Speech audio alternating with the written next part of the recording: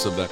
Anyways, what's up, everybody? It is Joel and your boy H. Jones with Mixing Up Reactions. We're going to be doing another one today, rock one. Of course, we have like a series of rock that we're doing. So, and then after that, I think we're going to do like a Tool set and BTS and like Doja Cat and Ash Nico and just a bunch of other stuff. But so right now, today we're going to be doing Avenged Sevenfold, Nightmare.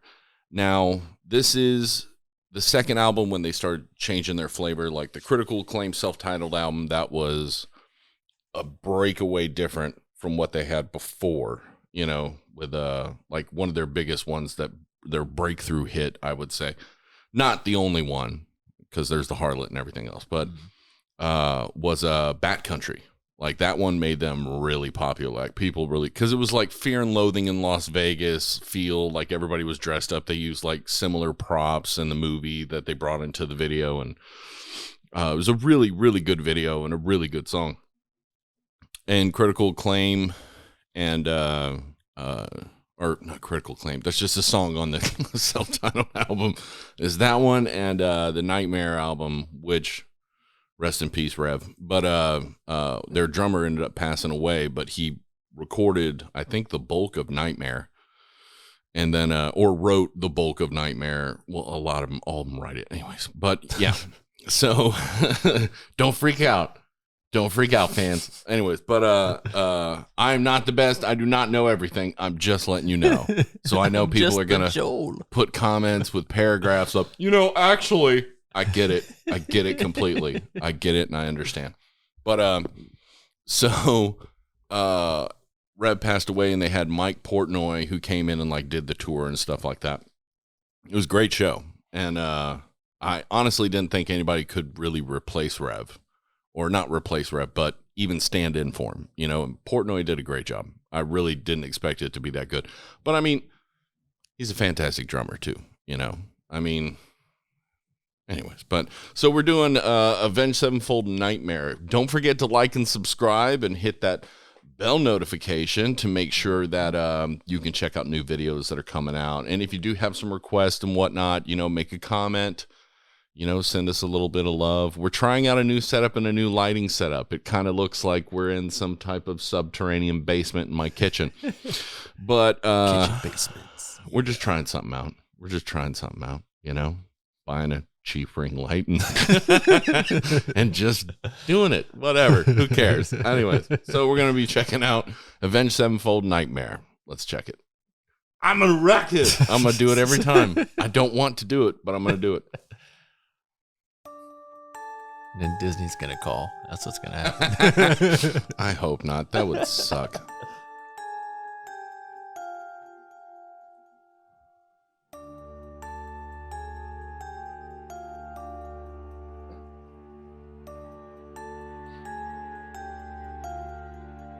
It's hard to gauge the volume. Yeah.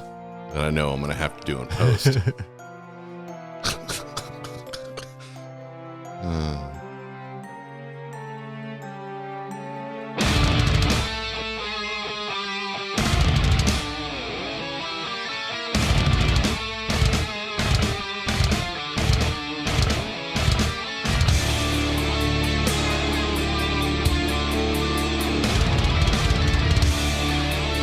Oh, and this is H's second opportunity to see Avenged Sevenfold in the Nightmare movie.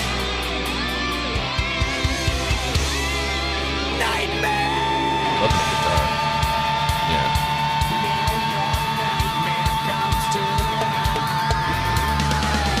Drag you down below, down to the devil's shore. So be his guest forever. Peace of mind is less than ever. Hate to twist your mind, but God ain't on your side. An old acquaintance ever. For the world, your last endeavor. Ashes burning, you can smell it in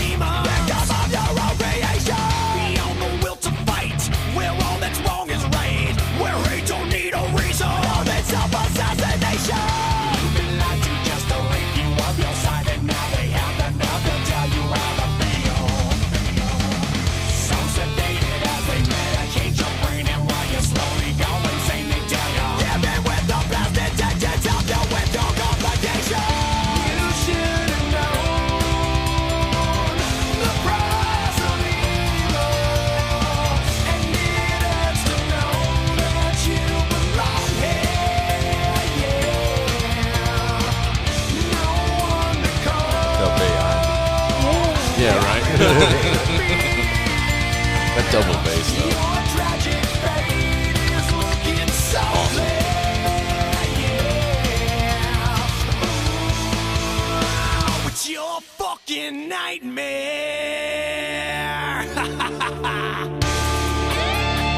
They always have like epic breakdowns.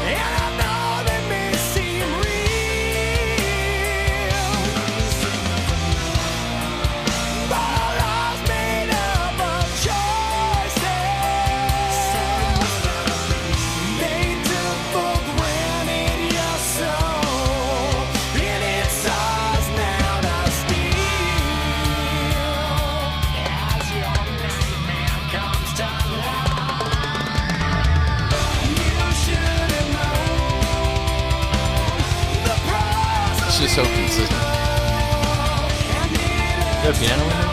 Oh yeah. Okay. They always have a mix of everything. Yeah. Like I didn't see a piano, but I thought I was on it. Everybody to feel your tragic fate is looking so clear.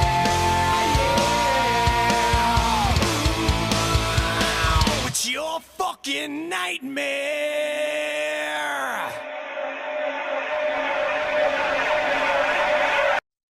But I went insane for a second.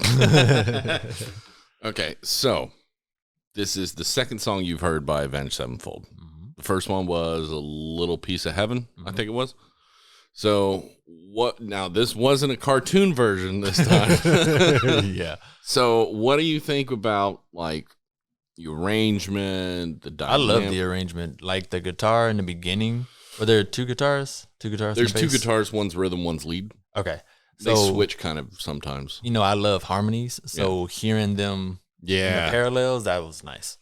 It's very nice. It trips you out a little bit because you're Yeah. like, wait, isn't there two guitars? I see a bass player. Oh, there is two And then guitars. they mixed it. I think they did one on the left and one on the right, so it even came through better.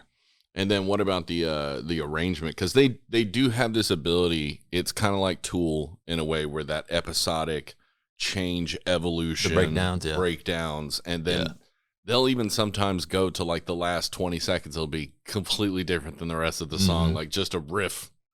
And that's how they end it. Like that's how they did on this one, which I really enjoyed it. And like, I mean, they brought it back around, with the hook and everything. But yeah, and I just like how the hook was completely different. That's what the dude in the stretcher started singing, and just lead singer. Yeah, I think his name is M Shadows.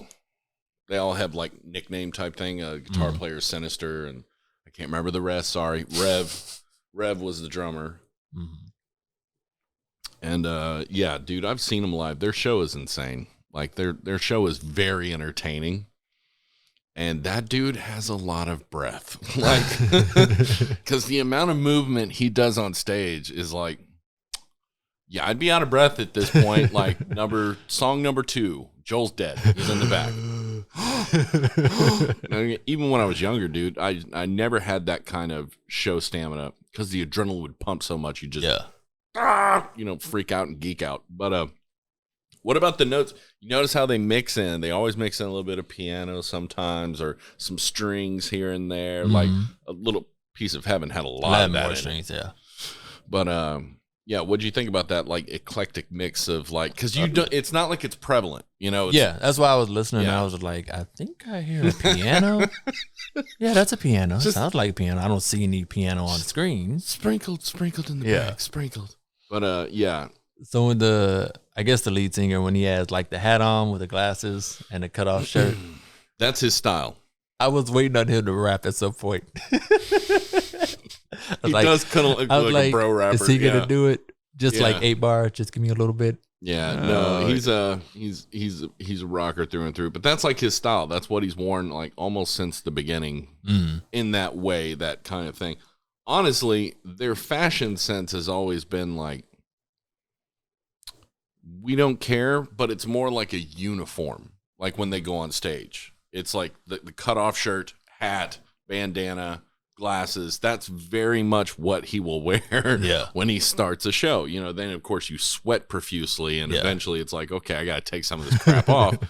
I can't see, stuff like that. But yeah, no, their show is amazing. The albums they do, they've had a huge evolution. Like if you go from like the first couple songs they did, it's a completely different style than what they did in the middle and what they're doing currently. Yeah. Which is kind of crazy because it's just weird to see that kind of evolution that heavily. Most of the time you'll see like this album is just 20% different, 10% different, 5% different. Goes back to the original. Yeah. That's the most evolution you end up seeing with most artists. But the ones that are really prevalent, the ones that stand the test of time, that have consistent sales and albums and performance and shows, is always going to be the ones that go out to left field or right field. And most of the time they're able to fairly succeed because they find either their previous demographic is happy with it or they find a whole new demographic that likes it. Yeah. And it's smart in a way because you got to get new fans.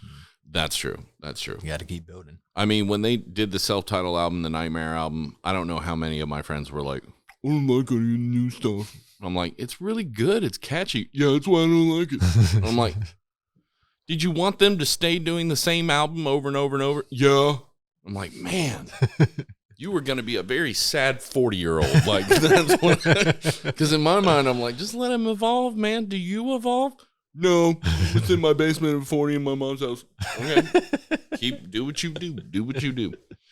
Well, I'm glad you enjoyed it, man. They're a really good band. They're really in the pocket. They know how to play. They have the talent, the musicality, and they mess around with stuff even on the album. They have a couple songs that sound kind of country, but they're like really down to earth type stuff. Actually, I think we'll review that next. Okay. I just think we'll review it next and see what we'll do. We'll do that, and we'll do another Tool song. And I think that's the end. I think yeah. What's up, guys? 20% off the entire store wide on ApexEnergyDrink.com. Use the promo code MixItUp20 and you can get 20% off the entire store wide. Not just the energy drinks, we give you energy, stamina, focus, but I'm talking about the t-shirts, the duffel bag, and some other stuff that they have on there, and they're always adding new clothing. So go check it out, ApexEnergyDrink.com today. Thank you. Bye-bye.